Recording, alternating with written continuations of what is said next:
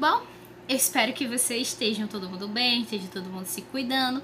Então, na aula de hoje de Educação Financeira, nós vamos dar continuidade. Hoje é o encontro de número 6, identificação e classificação dos itens de despesa, tá? Então, vamos à história. A mãe do João, no dia seguinte, estava pensando com ela mesma enquanto ela tentava diminuir as despesas. Olha aqui a historinha. Então, o que ela pensou? Nossa, está mais do que na hora de anotar todas as despesas daqui de casa. A escola do João custa 420 por mês. O telefone é um valor mensal variável em média de 110. O condomínio está a 150. No supermercado gastamos aproximadamente R$700 e de luz 160. Nossa, a conta de luz está muito alta e o supermercado também.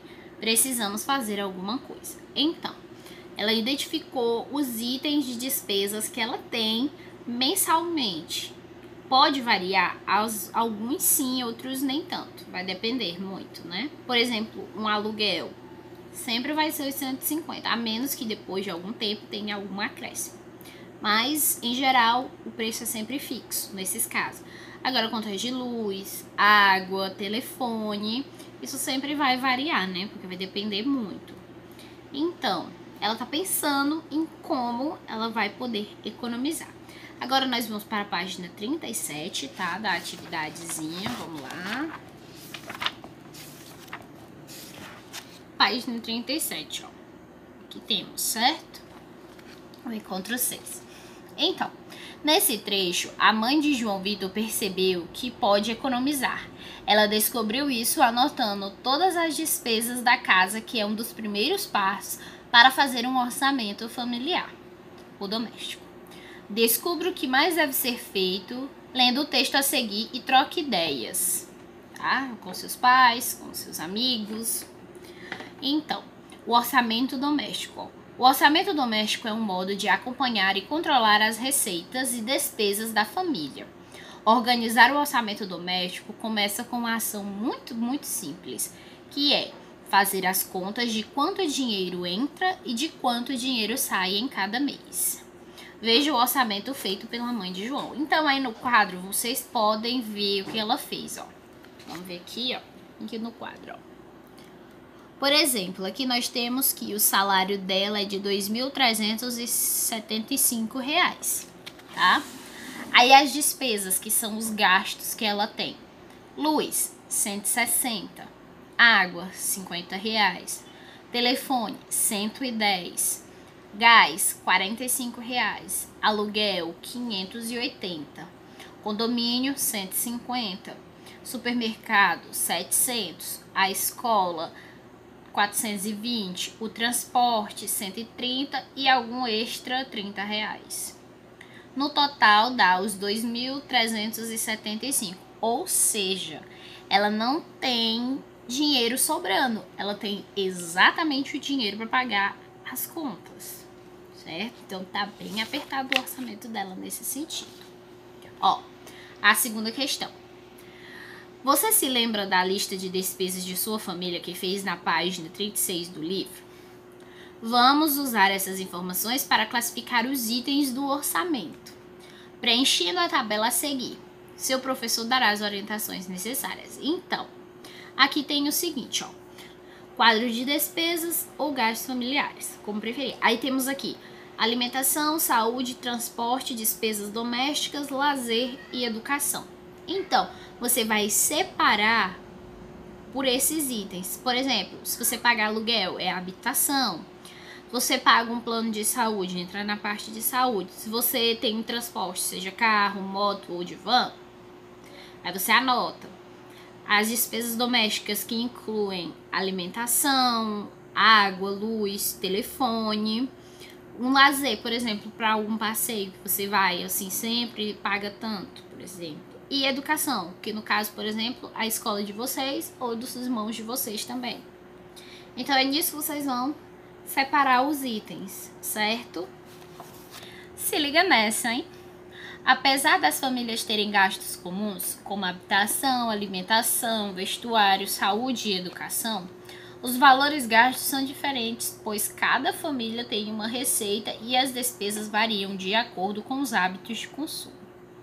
Veja o gráfico a seguir como estão distribuindo os gastos das famílias brasileiras. Aí aqui tem os gastos.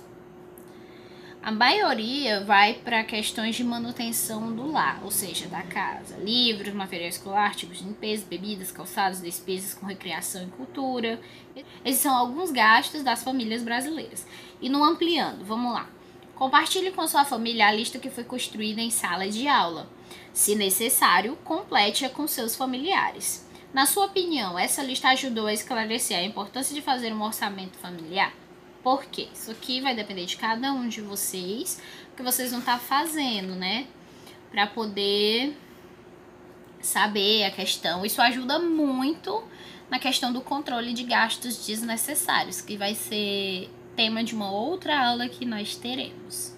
E agora, aula de empreendedorismo. Vamos nessa? Então, no encontro hoje é o encontro 6, um desafio a enfrentar.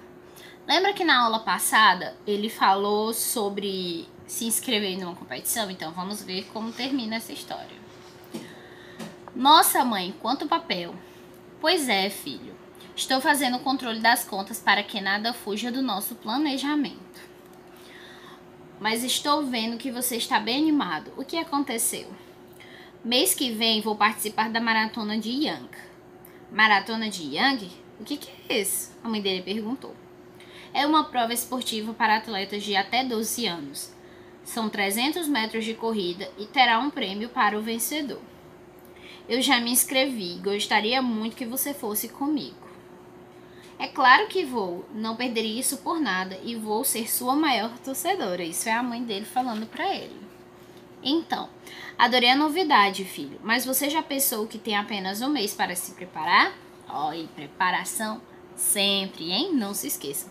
Sim, mãe, vou deixar você com seu planejamento e começar a fazer o meu. Tenho um grande desafio pela frente. Muito bem, agora que você tem uma meta, comece a visualizar seus próximos passos. Corre, campeão. Isso é a mãe dele incentivando muito ele. Agora nós vamos para a página 50. Releia o trecho 6 da história e converse com seus colegas ou sozinho, você pode escrever. Depois registre abaixo o que você acha que João deve fazer para se preparar para a maratona. Então, vocês vão ter que citar algumas coisas que ele deve fazer para essa maratona. Então, vamos lá, né? A segunda questão não estamos podendo fazer, então vamos para a terceira, né? Temos o se liga nessa. Então, vamos para a seguinte. Se liga nessa. Você sabe o que é meta?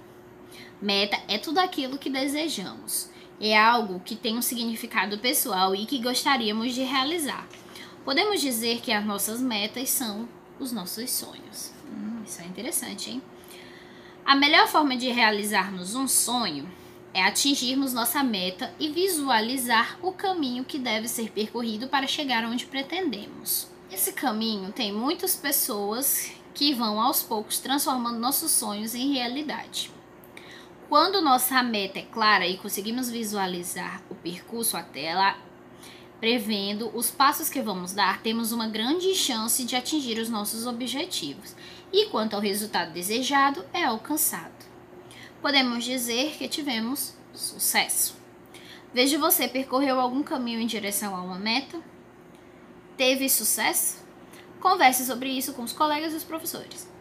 Então, vocês podem estar escrevendo o que vocês já tiveram, mandando para mim, que eu vou adorar ver sobre isso. No ampliando, ao próximo encontro, crie um cartaz com o título Desafio Vencido e retrate os esforços feitos para realizar um sonho seu. Pensar em desafios que alcançamos nos ajuda a reforçar a força e o valor que temos. Para ilustrar suas conquistas, você pode desenhar, escrever, fazer colagens ou pinturas. Então não se esqueça de caprichar, hein? Quero ver todos. Por hoje era isso. Não se esqueçam de fazer, né? Não precisa ser necessariamente um cartaz. Vocês podem pegar um Chemex e botar hashtag desafio vencido. Tirar uma foto e mandar o trecho escrito ou desenhado sobre algum sonho seu realizado, tá? Não deixem de fazer isso, certo? Um beijo, até a próxima aula. Tchau!